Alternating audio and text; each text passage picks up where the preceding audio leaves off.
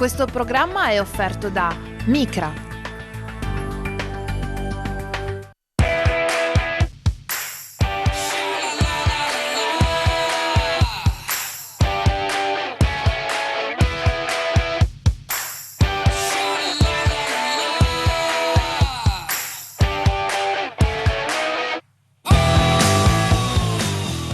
Buonasera e bentrovati a un'altra puntata di Economai FVG. Domani 18 marzo è la giornata mondiale del riciclo. Allora, insomma, sappiamo che l'economia circolare oggi fa bene alle nostre aziende, non solo dal punto di vista ambientale, ma anche del portafoglio, soprattutto per quanto sta accadendo purtroppo nel mondo. Abbiamo visto che con la guerra tra Russia e Ucraina sicuramente anche le nostre aziende ne stanno risentendo molto, e soprattutto dal punto di vista energetico. E allora certamente quelle aziende che dal punto di vista ambientale si sono già dotate di alcune contromisure in passato, oggi si trovano un pochino più pronte a fronteggiare questa emergenza, ma dall'altra parte sappiamo appunto la giornata mondiale del riciclo serve anche per ricordarci tutti i giorni che dobbiamo evitare gli sprechi, dobbiamo evitare che le cose che produciamo finiscano nel bidone della spazzatura e non possano magari in qualche modo essere riutilizzate, perché stiamo consumando non solo suolo ma anche tante materie prime. Visto il costo delle materie prime che c'è in giro, insomma, è meglio attrezzarsi. Ne parleremo questa sera con alcuni ospiti in studio in collegamento. Ve li presento subito a partire dalla professoressa Stefania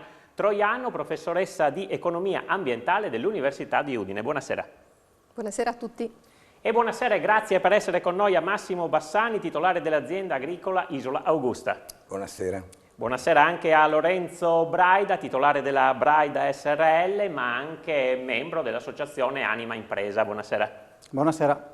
E abbiamo poi in collegamento da Aquileia Piero Zerbin, che è titolare di Mosaico Coccampo, pasticceria, cioccolateria. Buonasera Zerbin.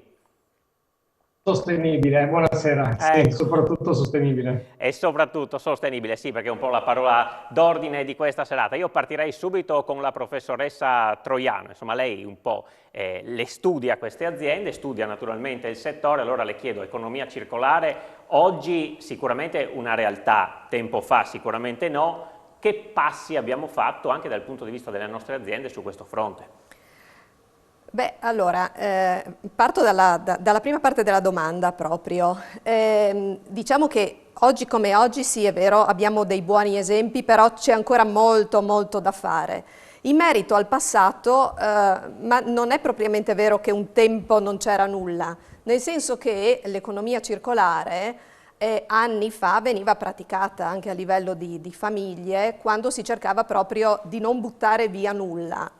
Quindi anche il rifiuto veniva in qualche modo reimmesso nel circuito e poteva trovare un suo utilizzo. E questa è l'idea proprio che ha l'economia circolare come modello alternativo al modello economico convenzionale, che è ancora largamente presente. Sì, sicuramente, insomma, anche perché forse insomma, in tempi di crisi sicuramente si era abituati a usare tutto, poi anche il benessere, il consumismo sicuramente ci ha portati a prendere un'altra strada, ma oggi ci accorgiamo che non è la strada giusta quella.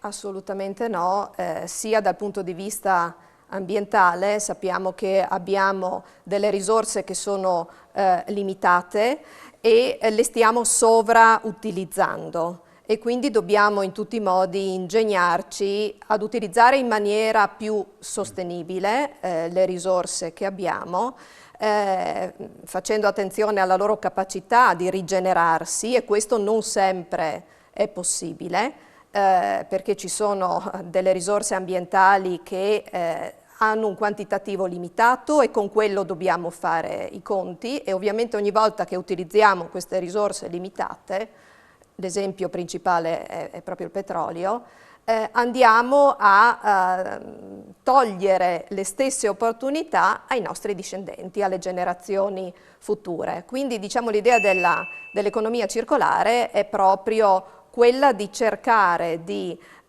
utilizzare, di riutilizzare, di rigenerare il più possibile le materie, di reimetterle all'interno del circuito produttivo, di chiudere il cerchio, no? Come si dice, cerchio che invece è lasciato aperto dall'economia lineare che estrae, utilizza materie prime per la produzione e poi dalle attività di consumo, nonché dalle attività produttive, si generano dei rifiuti che vengono rilasciati nell'ambiente, che stiamo vedendo ha una capacità di riceverli che è limitata. Quindi dobbiamo fare i conti con queste problematiche di inquinamento che stiamo generando. Sì, assolutamente, anche perché poi smaltire i rifiuti costa e quindi naturalmente oltre a non esserci il guadagno di riutilizzare le risorse c'è pure la spesa di doverle smaltire. Insomma, lo accennava, l'abbiamo anche detto prima, questa crisi mondiale sicuramente data dalla guerra tra Russia e Ucraina sta portando anche a una difficoltà di approvvigionamento sia delle materie prime sia dell'energia. Oggi le nostre fabbriche fanno fatica, abbiamo visto alcune anche molto importanti della nostra regione che si sono dovute fermare e anche dal punto di vista del gas i costi sono alle stelle. Ecco perché chi ha pensato anche in tempi non sospetti a misure alternative oggi è sicuramente premiato e con questo introduco Massimo Bassani che all'azienda agricola Isola Augusta di Palazzolo sicuramente tanti anni fa si è inventato qualcosa di particolare che oggi sta rendendo e non poco. Di che cosa si tratta, Bassani? Faccio un breve excursus, cioè partiamo da quando il mio papà Renzo Bassani negli anni 50 comprò l'azienda e la volle subito Isola Augusta sì, ma Vino Vivo. Vino Vivo per me è stata una strada maestra da seguire. Infatti all'epoca si usava la pastorizzazione, papà voleva che giustamente il vino avesse tutte le sue e mantenesse tutte le sue caratteristiche organolettiche di una volta. E questa cosa mi fece pensare, per cui negli anni 70, finita l'università, entrai in azienda e incominciai a pensare a delle cose, cioè questa passione per cercare di fare qualche cosa che mi rendesse meno dipendente dall'energia.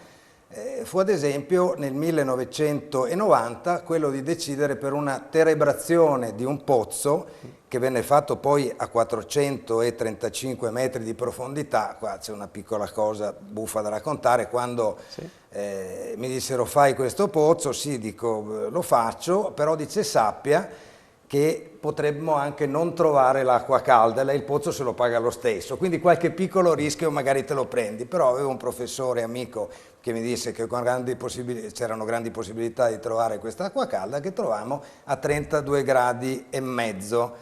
Quest'acqua cosa doveva servire? Doveva servire, e qua c'è stato un secondo impegno, e però come dicevi tu prima, probabilmente ne è valsa sicuramente la pena. Abbiamo dovuto rifare tutti i pavimenti dell'azienda in quanto è stato messo, è stato steso un impianto a pavimento dove passa quest'acqua che esce a 32 gradi e mezzo, arriva a pavimento a 27 gradi, lo stiamo vedendo. Sì, ecco le quali immagini. E queste sono le immagini. Ecco, trattandosi di migliaia di metri quadri di azienda, evidentemente è stato un impegno, però il calore è stupendo e il risparmio è sicuramente assolutamente importante. Un'altra operazione, diciamo, fatta più avanti, appena è stato possibile farlo, anche là con un minimo di coraggio perché l'investimento all'epoca era davvero impegnativo. Misi giù i 100 kW di fotovoltaico nel giro di pochissimo tempo, ai quali poi seguì anche una centralina di ricarica delle automobili elettriche. Mi ricordo che venne l'amico Franco Jacopo. In che anni parliamo? Allora, abbiamo detto 90 per quanto riguarda l'acqua e primissimi 2000, primissimi 2000 per il fotovoltaico e anche, dicevamo, per la ricarica delle automobili elettriche. Questo sicuramente è un qualche cosa che aiuta fortemente l'azienda e mi dà anche la gioia e il piacere di sapere di essere sostanzialmente indipendente. Vorrei fare veramente, qua lo dico, spero che qualcuno veramente possa ascoltare delle persone interessate, oggi c'è un problema drammatico di burocrazia, lo sappiamo tutti, ma veramente drammatico, per cui chi vuole fare è ostacolato mediamente in tutti i modi e in tutte le maniere. Ecco, a me piacerebbe, perché fosse ancora più significativa la produzione, veramente essere messo nelle condizioni, senza impazzire, di mettere giù qualche altro centinaio di kilowatt in azienda. Fotovoltaico. Senta, insomma, la scoperta dell'acqua calda che però insomma, ha fruttato e anche economicamente, secondo lei qual è il risparmio che le ha generato questa intuizione? Ma io i conti, carta e penna non li ho mai fatti, certamente riscaldare per esempio, allora posso così, Sì. i miei uffici sono alcune centinaia di metri quadri, un ristorante, un punto vendita aziendale, 10 appartamenti agrituristici, quindi insomma sicuramente è importante, sicuramente è un risparmio davvero, davvero consistente. Ecco, da questo punto di vista voi siete completamente autonomi grazie a questo impianto? Siamo sostanzialmente autonomi. Dov'è che non siamo autonomi? Dove abbiamo i trattori che devono andare in campagna e devono utilizzare ovviamente il gasolio. E qua mi era venuta anche un'altra mezza idea. Qualche giorno fa mi hanno proposto una macchinetta stupenda che praticamente è totalmente autonoma, fa tutto da sola e va con una grande batteria. La imposti, le spieghi qual è la strada che deve fare per fare i trattamenti, per fare le lavorazioni nel sottofila e poi lei va da sola, la porti, anzi forse va proprio da sola addirittura dal garage fino alla campagna e alla sera lei brava brava torna a casa. Ecco, ci sono due cose da dire. Uno che certamente c'è da verificare un attimo, questa macchina la fanno in Francia, che funzioni bene. Qualche volta ho avuto diciamo, il difetto di anticipare magari un po' troppo i tempi e magari qualche macchina non era sufficientemente perfezionata. Poi il costo, perché insomma costa 300.000 euro, il che vuol dire tutto, vuol dire niente, perché chiunque faccia impresa lo sa, bisogna vedere in quanto tempo si ammortizza e si ammortizzerebbe in un tempo relativamente breve. Qual è il problema? Sempre quello, di tipo burocratico. La macchina che ha la possibilità di essere totalmente autonoma invece deve essere assistita, perché la legge italiana non prevede che la macchina funzioni da sola, pur avendo tutti i sensori e tutto quanto serve per mettere in sicurezza chiunque le giri attorno, la macchina si ferma e quindi ci vorrebbe comunque una persona che la guarda e che farebbe perdere evidentemente parzialmente di interesse, ma il futuro credo sia quello. Ecco, professoressa, la tecnologia quanto può influire e quanto influirà sul piano della sostenibilità delle aziende? Cioè quanto inciderà? Molto evidentemente, Sì. ma insomma... Sì, senza dubbio, le innovazioni incideranno moltissimo.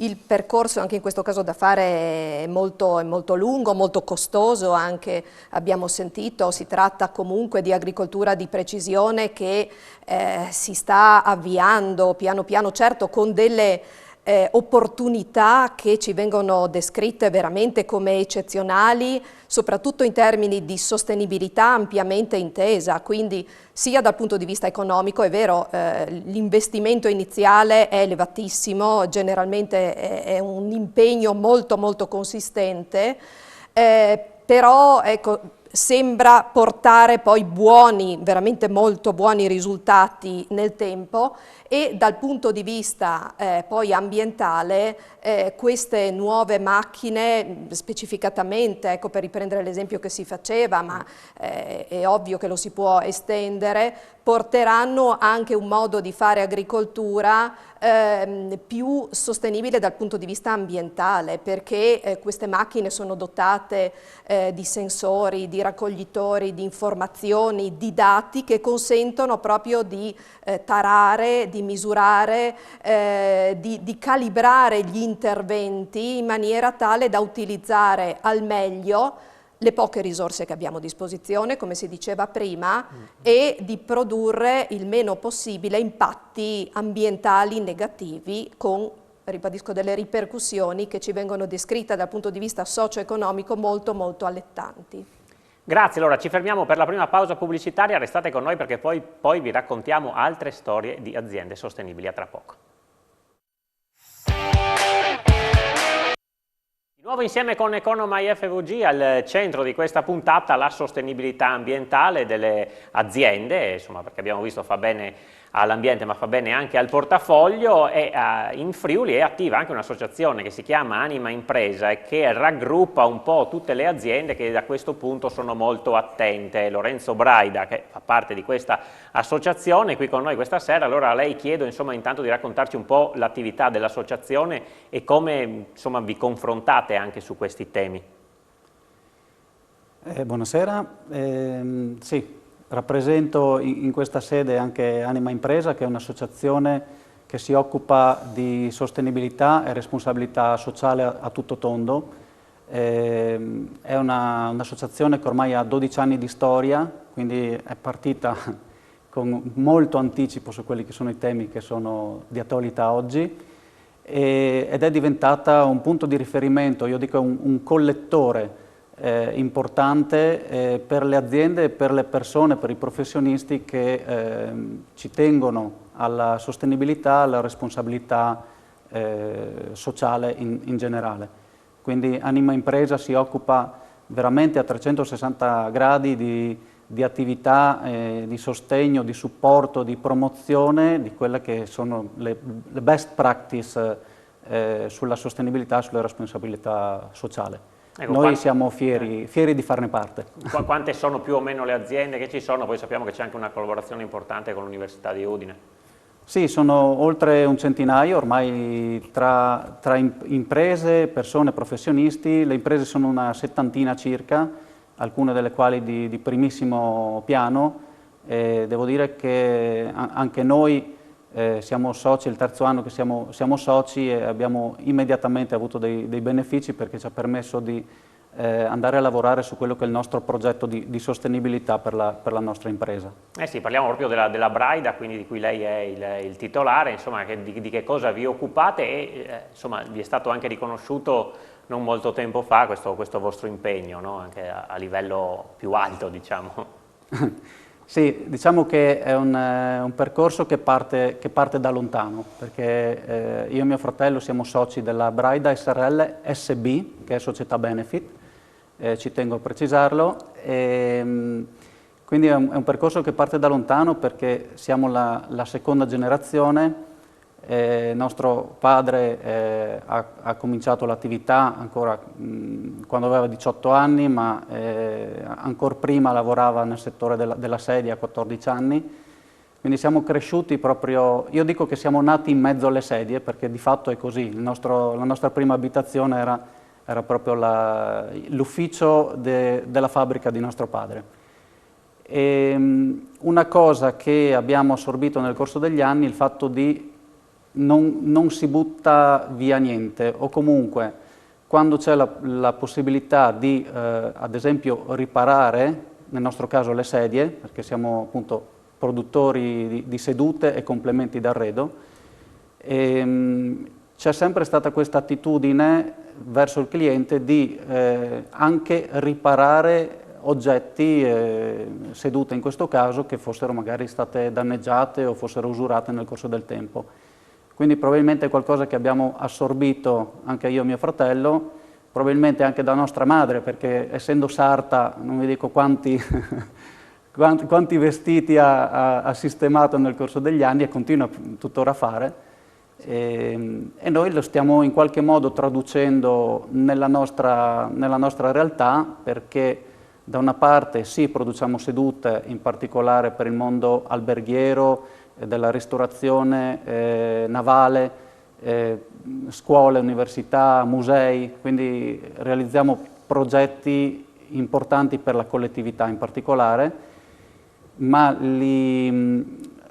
partiamo dal disegno del progettista e lo aiutiamo a sviluppare il prodotto anche al minor impatto ambientale possibile.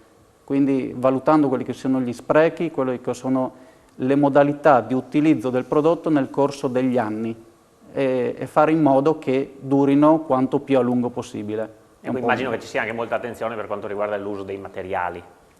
Beh, questo lo do un po' per scontato, nel senso che operando prevalentemente all'interno del distretto della sedia, per noi il distretto della sedia è fondamentale. Cioè noi siamo proprio radicati e il nostro primo partner, io dico, è il distretto della sedia, perché lo vediamo come una grande fabbrica, e all'interno del distretto ci sono i nostri partners produttivi che, devo dire, sono già molti, sono sostenibili io dico in maniera inconsapevole, perché molto spesso ci sono delle aziende spettacolari che lavorano in maniera esemplare e non se ne rendono neanche conto, perché fa solo parte del loro DNA. Professoressa, per quanto riguarda anche un ritorno economico di questo credere nella sostenibilità, credere nell'ambiente, non è solo una moda, le aziende hanno anche un vantaggio, immagino, poi che si traduce in soldi. Assolutamente sì, questo ci dicono gli studi, non è una mia opinione.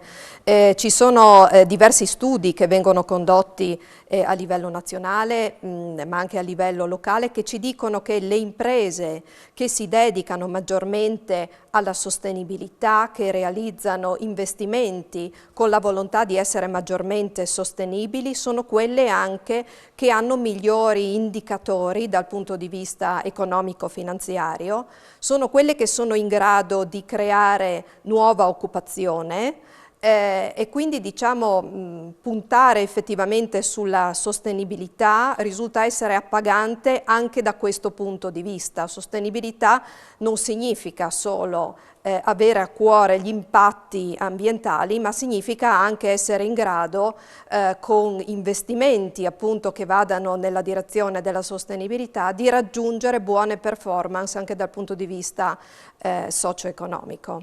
Eh sì, assolutamente sì. Adesso andiamo ad Aquileia, dove è collegato con noi Piero Zerbin, titolare della pasticceria Mosaico. Anche per voi, anche in questo settore, sicuramente è importante, voi siete particolarmente attenti all'ambiente. In che modo, Zerbin? Sì, allora buongiorno a tutti. Intanto noi rappresentiamo la pasticceria Mosaico, aperta nel 92 dai miei genitori, quindi anche noi tramandiamo un po' le passioni della nostra famiglia, no? E da genitori in figli, e quest'anno è proprio 30 anni di attività. E poi la prima fabbrica del cioccolato in Friuli Venezia Giulia, che è giusto dirlo perché in Friuli Venezia Giulia abbiamo tantissime peculiarità, alle volte magari non si conoscono, no?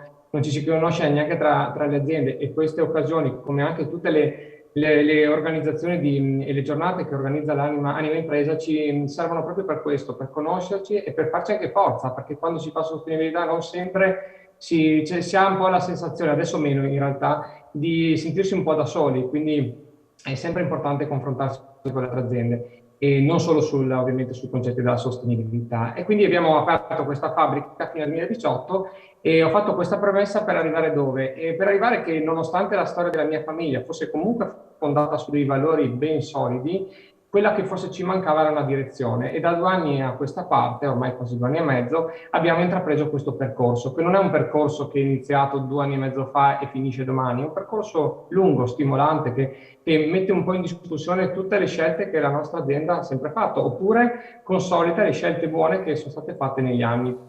Dal punto di vista ambientale, io vado un po' controcorrente. È vero che si parla molto adesso del valore, del costo dell'energia che sale. Io direi, facciamo noi aziende, le piccole aziende in particolare, il mio settore, facciamo un calcolo diverso. Cerchiamo quando si dice di sprecare meno cibo, di sprecare anche meno energia e sprecare anche meno acqua, perché alla fine magari si vede il prezzo finale che sale, per carità, tutti ci auguriamo che si possa tornare ai livelli normali, però in realtà quanti sprechi in un'azienda come la nostra, nel settore della ristorazione, ci sono e si possono effettivamente limare? Io sono convinto, perché sto facendo in questo periodo, che ci sono tantissimi sprechi che ci possono fare in modo che questo aumento improvviso delle materie prime, ma dei costi dell'energia, si possano un po' tamponare in casa, soltanto con un po' di attenzione, per non parlare ovviamente dello spreco del cibo che stiamo combattendo. Come lo facciamo?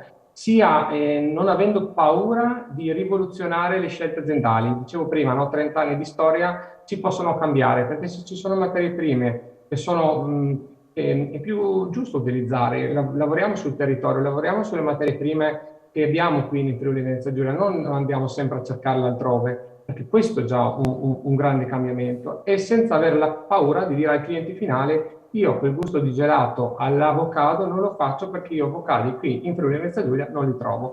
Abbiamo 1000 altre materie prime da poter utilizzare, e questo è un passaggio chiave. E chiudo, per non dilungarmi, sul discorso dei catering. Noi gestiamo anche con Cocamo tutta la parte salate, salata dei catering per le aziende e lì non è difficile far capire, percepire all'azienda come alla fine di un servizio, come può essere quello di un catering, dobbiamo evitare di sprecare cibo e bastano poche cose, non è difficile. Ecco, questo è quello che spero di trasmettere anche ai miei colleghi, che non è difficile fare sostenibilità. Ovvio, ci vuole un po' di tempo e voglia di farlo, però porta dei vantaggi, questo sicuro. Eh sì, e comporta anche degli investimenti, come diceva, abbiamo sentito anche prima dirlo Bassani, insomma, quando si è per primi, quando ci si crede in qualcosa, naturalmente i costi iniziali sono maggiori da sostenere. Ecco, anche in questo, insomma, ci avete creduto, avete investito.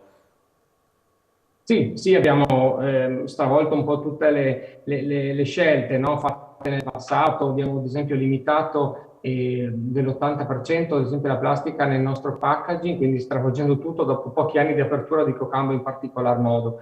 Senza seguire però una linea e una linea, come dire, una moda, facendo delle scelte consapevoli. Siamo in una fase di transizione, quindi anche noi dobbiamo capire quali materiali sono, ad esempio, migliori per il nostro packaging.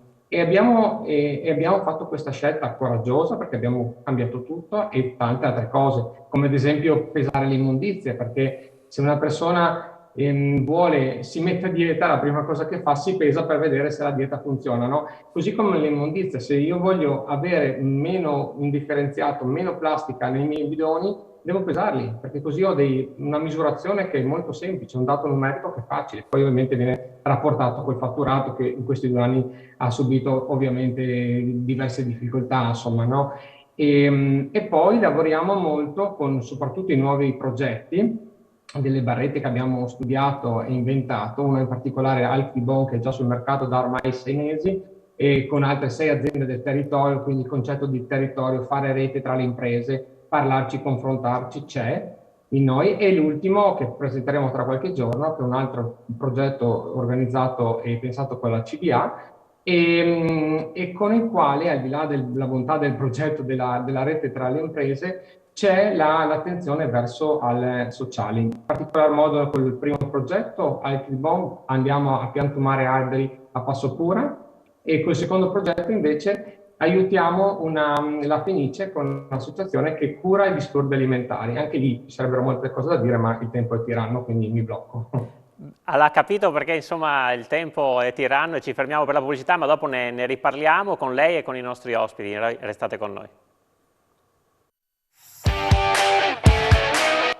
Di nuovo insieme con Economai FVG. Prima della pubblicità Piero Zerbini insomma ci raccontava anche dell'importanza delle imprese di confrontarsi per quanto riguarda insomma i temi della sostenibilità ambientale. Bassani, lei in passato insomma è stato anche promotore di molte iniziative, insomma lato delle aziende, lato degli agriturismi eccetera, ha sempre cercato insomma di fare squadra da questo punto di vista.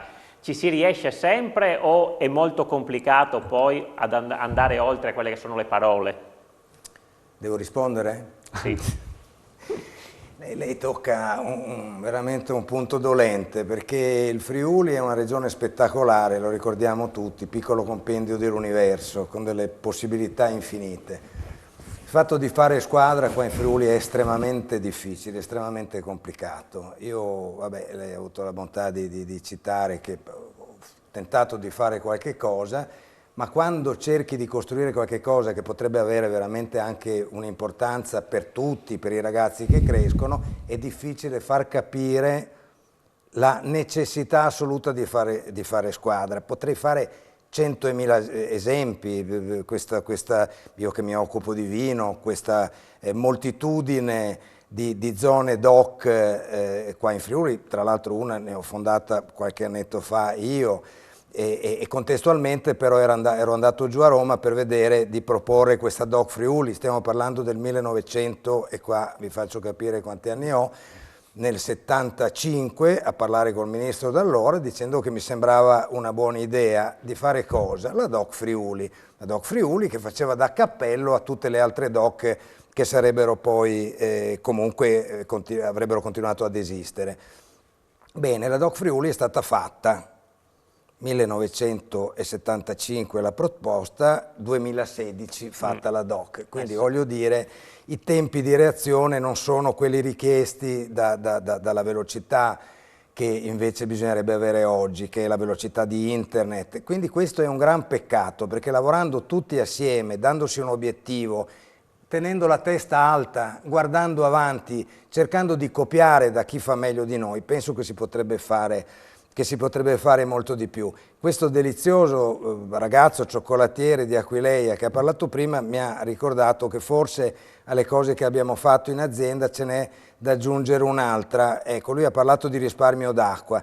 Bene, finalmente ho saputo quanti chilometri di filari ho in azienda perché ho messo giù 600 chilometri di tubi.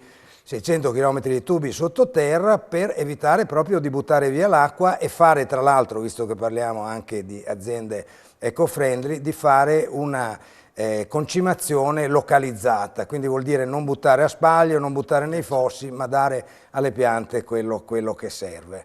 Ecco, però l'argomento davvero importante è quello di collaborare assieme, cosa peraltro, ripeto, con grandissimo, immenso dispiacere in Friuli è molto difficile da attuare. Senta, il vostro impegno sul fronte dell'ambiente, della sostenibilità è stato riconosciuto anche recentemente, insomma, un appuntamento mondiale, ecco, credo che questo vi abbia reso particolarmente orgogliosi, ecco, ce lo racconta. Ma sì, io la ringrazio anche per questa domanda che mi mette poi un po' in imbarazzo perché insomma parlare poi di se stessi è sempre, non è sempre simpatico. Vabbè, diciamo che è un esempio di una delle qualità del nostro Friuli, ecco, no? Sì, è un esempio che tra l'altro, voglio dire, sempre per essere polemico, io sono laureato in legge, si vede che dovevo andare a fare l'avvocato, è proprio la incapacità di promuovere il Friuli stesso anche attraverso le cose che qualcuno di noi. L'altro giorno vedevo una bellissima trasmissione sulla Rai, si può nominare credo, su degli amici che vicino alla mia azienda fanno la spirulina, anche là anticipando i tempi e facendo un qualche cosa. Sì, ne abbiamo parlato anche noi. Sì. Ne avete parlato anche voi e credo che sia una cosa molto molto importante e molto bella. Mi sono perso. No, dicevamo comunque che siete stati premiati sì. Insomma, a livello mondiale. Ecco, no, insomma, certo, no, ecco, allora là prima di tutto è arrivato un riconoscimento da Lega Ambiente qualche anno fa che, bontà loro, hanno detto che Isola Augusta era una delle aziende vitivinicole italiane più eco-friendly. Dopodiché la cosa è stata ripresa con mia grande sorpresa dalla COP26 di Glasgow. Ci ha telefonato l'ambasciatrice europea per il clima e ci ha detto guardate che è stata fatta una valutazione e quindi parteciperete in diretta a questo incontro mondiale che si terrà il giorno tal di tali di novembre e là credo tutto sommato che al di là sicuramente ci saranno un sacco di aziende che hanno fatto più di noi e meglio di noi, credo che ci sia stata riconosciuta la capacità di guardare abbastanza avanti, cioè si è verificato che si è stabilito che evidentemente nel DNA aziendale c'è un certo tipo di impostazione e di un occhio al futuro, voglio dire. E quindi questo mi ha fatto, non abbiamo fatto le cose per moda, ma veramente perché le sentivamo, sì. perché ci credevamo. E quindi è stato un momento di grande soddisfazione che, ripeto, e non lo dico per me, ma lo dico per i Friuli, non è stato assolutamente ripreso da nessuno. Cioè i giornali,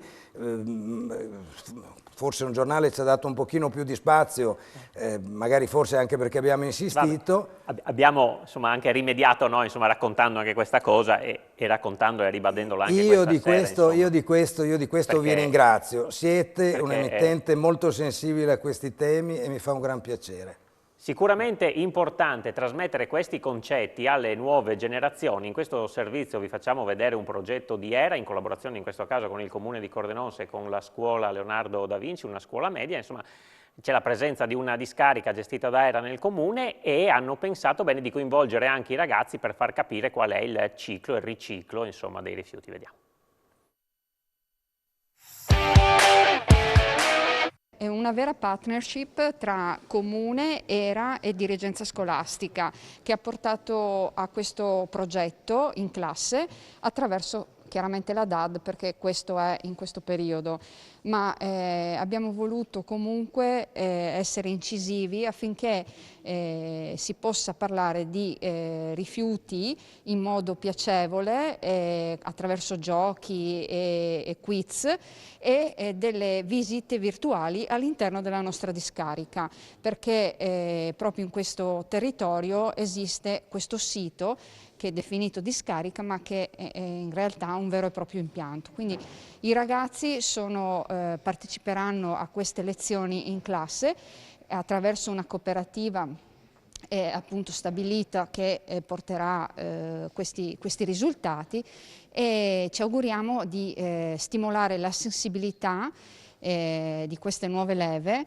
affinché portino avanti dei progetti anche loro ambientali nelle loro famiglie a livello territoriale, e di aprire insomma un po' la dinamica verso questa tematica sempre più in voga negli ultimi tempi. Federica Ravaioli, responsabile di ERA per quanto riguarda gli impianti anche qui a Cordenons, che tipo di impianto c'è e come lo illustrerete ai ragazzi?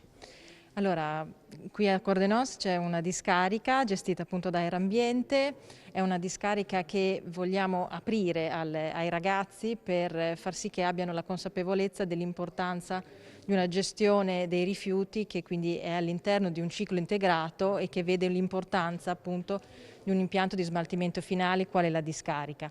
Noi oggi siamo qui grazie anche al supporto di un partner che è la cooperativa Lumaca, proprio per dare maggiore consapevolezza ai ragazzi di quanto è importante appunto il recupero e il trattamento dei rifiuti e appunto l'esistenza di questo ciclo integrato che vede appunto nella discarica un impianto fondamentale per la chiusura di questo cerchio. Fabio Muccin, dirigente scolastico, insomma un progetto importante. I ragazzi come hanno accolto e che classi sono coinvolte? Allora, si tratta di un progetto innanzitutto che è partito addirittura 2 anni fa, quindi ci abbiamo lavorato non poco perché la proposta è giunta in piena pandemia. Prime e seconde sicuramente sono coloro su quali puntiamo diciamo di più in modo particolare, anche perché provengono da 2 anni particolarmente impegnativi e rispetto ai quali c'è bisogno di un po' più di accuratezza. 2 sono i progetti che stiamo condividendo, partiranno proprio in questi giorni. Quello che ci interessa in modo particolare appunto è non soltanto la cultura del riciclo, ma la seconda vita dello scarto, che sono itinerari sommersi, insomma sicuramente poco noti, ma che possono dare qualche informazione in più rispetto a quello che è un percorso importante e poco noto anche.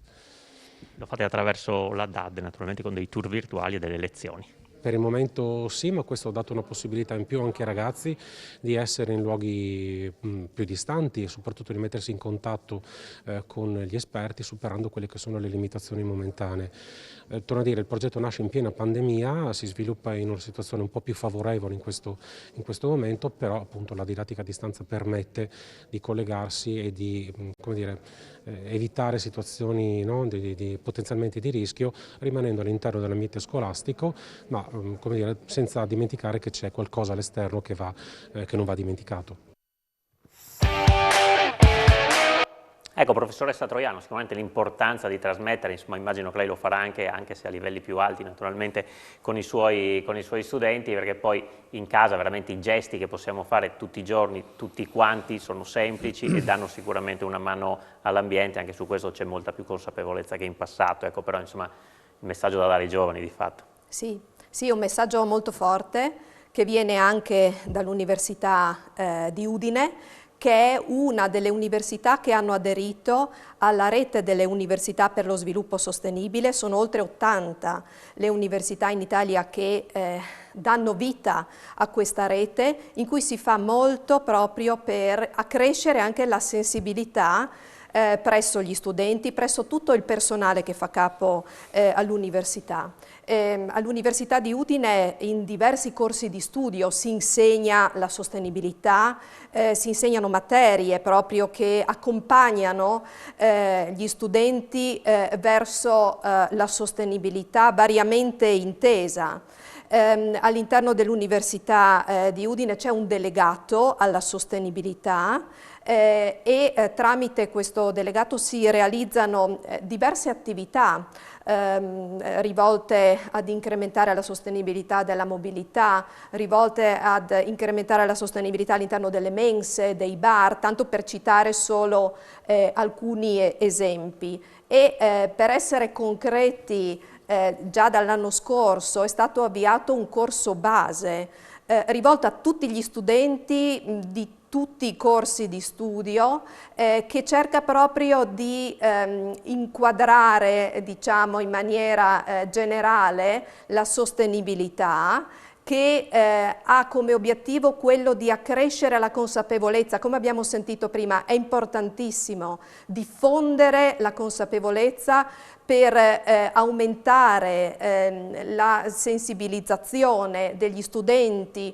di quelli che saranno i prossimi lavoratori, i prossimi anche, da economista consentitemi di dire, i consumatori che si troveranno appunto poi sul mercato e dovranno realizzare con le loro attività quotidiane delle scelte. Ecco allora che accompagnarli, rendendoli maggiormente consapevoli a delle scelte maggiormente sostenibili, è uno degli obiettivi che noi assolutamente ci sentiamo di portare avanti. Braida, anche voi con le scuole avete in piedi un progetto.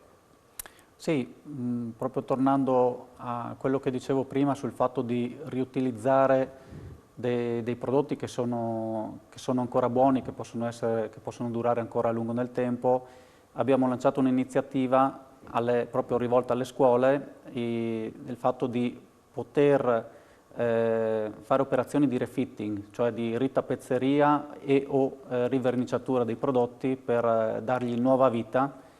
Abbiamo già fatto l'anno scorso un paio di interventi e devo dire che da una parte ci fa sentire utili perché comunque è un minore aggravio di costi per le scuole, e dall'altra coinvolgiamo comunque anche gli studenti in queste operazioni di refitting per far vedere come si può dare nuova vita ai prodotti.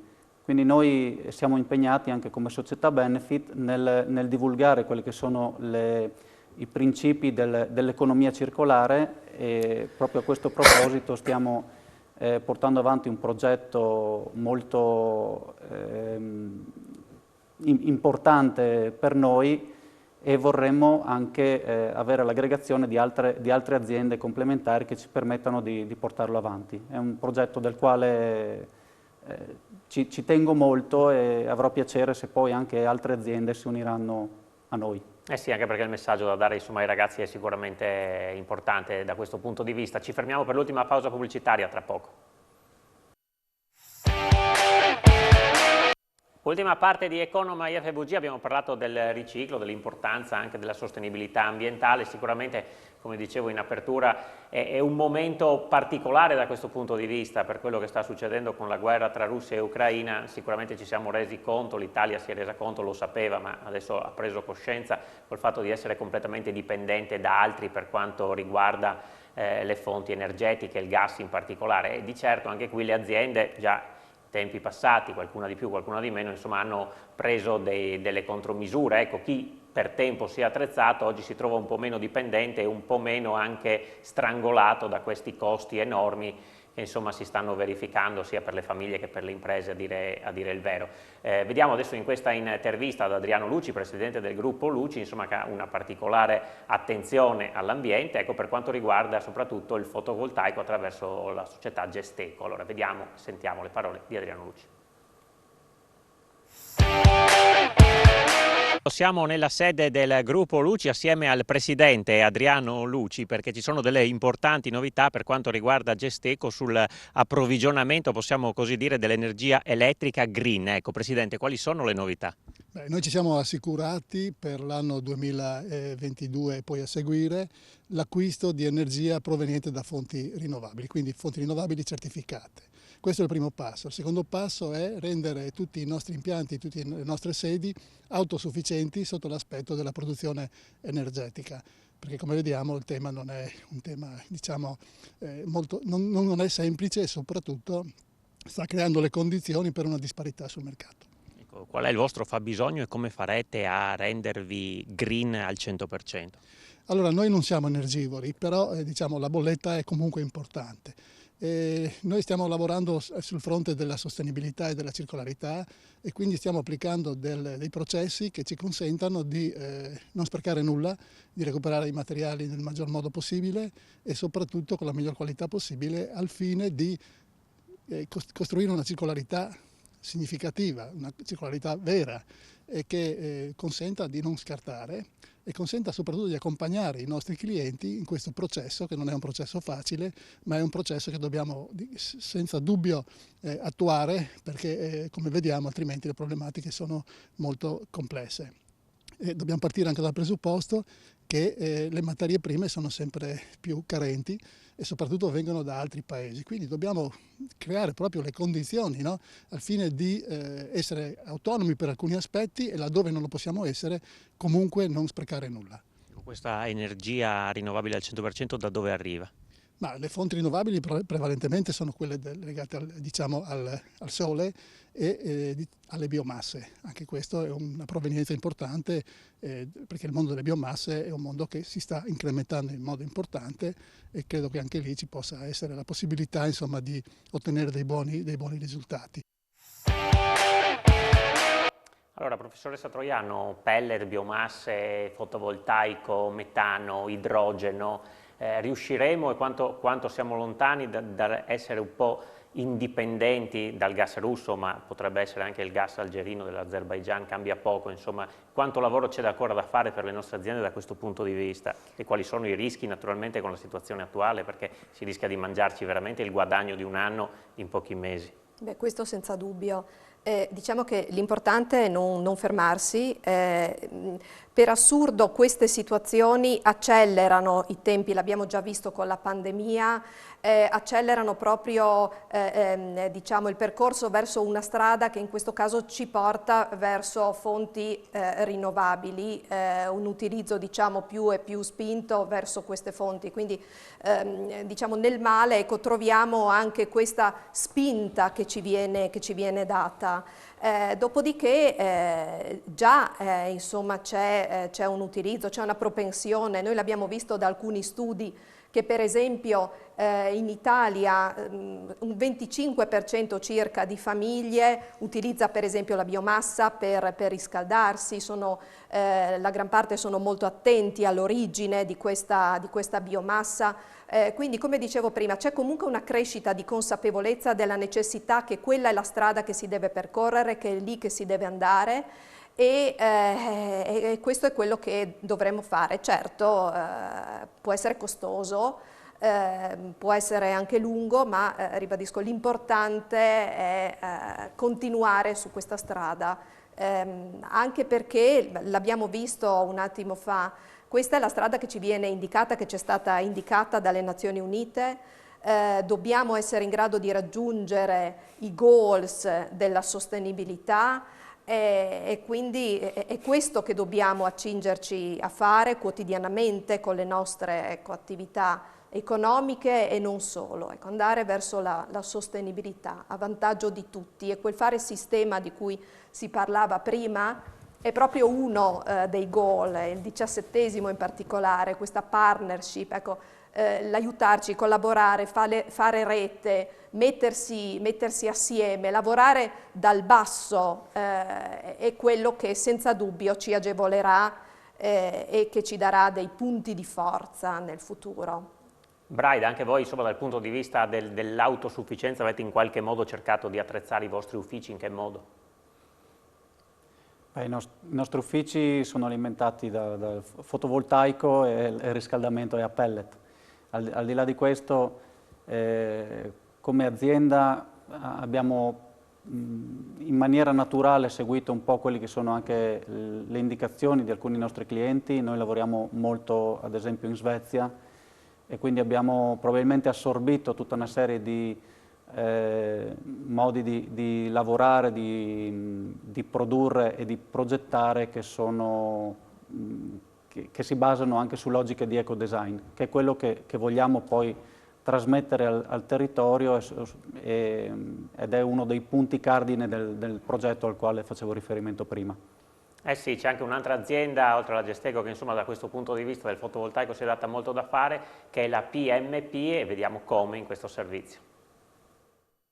1 milione di kilowatt all'anno destinati per l'80% ad autoconsumo, che consentirà un risparmio di circa 460 tonnellate di anidride carbonica. Sono alcuni dei numeri del nuovo impianto fotovoltaico acceso dalla PMP Group di Coseano, installato senza creare ulteriore consumo di suolo. I 2242 pannelli sono stati infatti installati sui tetti dei capannoni dell'azienda. Questo investimento green fa parte di un piano di sviluppo pluriennale da 30 milioni di euro, con in particolare per quanto riguarda il nuovo impianto un piano di rientro tra risparmio ed incentivi fiscali di 5 anni. Ma il progetto prevede la realizzazione di un altro impianto da 500.000 kW annui, raggiungendo così in totale il 1.650.000 kW di energia green.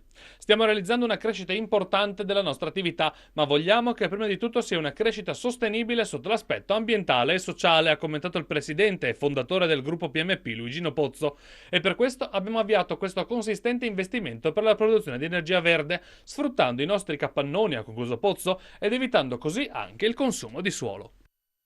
E allora chiedo a lei, Bassani, che è un po' un visionario, che insomma a inizio anni 90 ha dato vita a questo impianto geotermico al quale nessuno credeva, ecco, dove bisogna scommettere per il futuro? Abbiamo visto l'idrogeno, il metano, il fotovoltaico, insomma, dove dobbiamo andare secondo lei? Dove si andrà? Fa una domanda molto tecnica, cioè, io ho provato a chiedere anche se potevo mettere le pale eoliche, ma mi hanno detto che purtroppo non c'è vento. Per il futuro, da quello che ho potuto leggere, sicuramente l'idrogeno dovrebbe avere un'importanza veramente strategica. Adesso ci sono dei costi di produzione, poi ci sono problemi per distribuirlo, ma mi pare che quella sia una strada. Poi, voglio dire, si parla di nucleare, noi avevamo il Comitato Nazionale Energia Nucleare, che è stato poi devastato quando tutti hanno stabilito, io non so se quella sia la strada giusta, parlano anche qua di una sorta di nucleare green e anche qua c'è da verificare se è vero. Certamente per arrivare all'autosufficienza, cosa assolutamente auspicabile, voglio dire, forse i pannelli fotovoltaici non bastano e bisogna integrare con tante altre cose. Professoressa Troiano, secondo lei? Sì, anche come si sentiva prima, cercando di sprecare di meno. Questo è un passaggio secondo me molto, molto importante. Uno dei tasselli importanti della sostenibilità è proprio questo, cercare di utilizzare al meglio le risorse che abbiamo, evitando per quanto possibile gli sprechi. Qui torniamo a quello che si diceva prima sulle opportunità che dà l'economia circolare, che come si diceva è dagli anni 60 in realtà che trova radici, trova basi, e solo più di recente diciamo, è stata rispolverata come concetto e resa un modello economico importante. Anche perché insomma, se noi ci pensiamo, anche il nucleare produce delle scorie, creare i pannelli fotovoltaici, poi hai comunque la struttura da creare e da smaltire evidentemente poi. L'idrogeno ha bisogno comunque di moltissima energia elettrica per essere, diciamo così, scisso e ottenuto, quindi ci sono dei vantaggi, ma dall'altra parte bisogna sempre pensare che in qualche modo bisogna crearli, quindi c'è sempre un consumo di qualcosa. Senza dubbio, bisogna vedere anche da dove vengono, per esempio i pannelli, bisognerebbe capire anche questo, quindi bisognerebbe mettere in conto un po' tutto, fare un'analisi del ciclo della vita dei prodotti, come alcuni miei colleghi fanno, per capire effettivamente quali sono gli impatti e alla fine di questa analisi capire se sono maggiori i benefici o i costi apportati alla collettività nel suo insieme. Sì. Andiamo in chiusura, ritorno da Aquileia da Piero Zerbin, perché so che voi insomma date vita anche a un festival, insomma mi piaceva chiudere con questa cosa qui, ecco, attraverso le sue parole. Sì, grazie. Un festival che ormai è arrivato alla terza edizione, lo facciamo ad Aquileia e abbiamo coinvolto le aziende sì, condivido il passaggio in cui si parlava della difficoltà di coinvolgere le aziende, però è anche vero che se qualcosa c'è di buono, bisogna sfondare il primo muro, dopodiché il Friulano si apre, però il muro effettivamente c'è.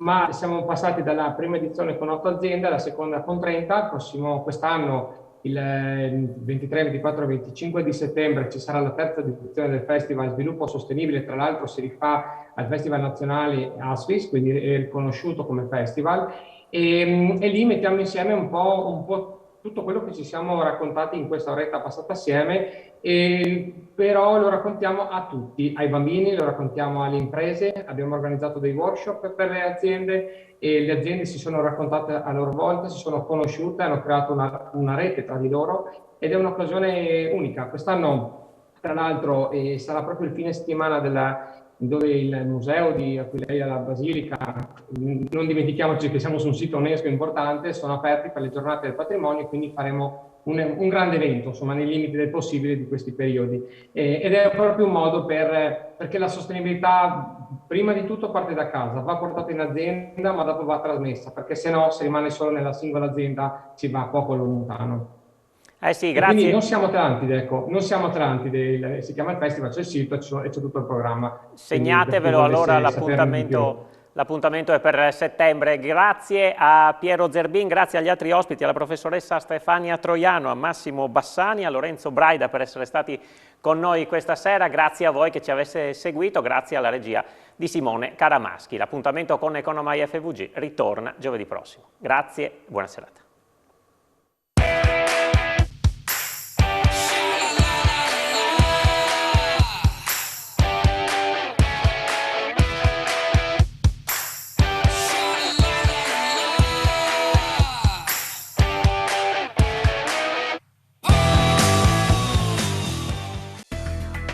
Questo programma è stato offerto da Micra.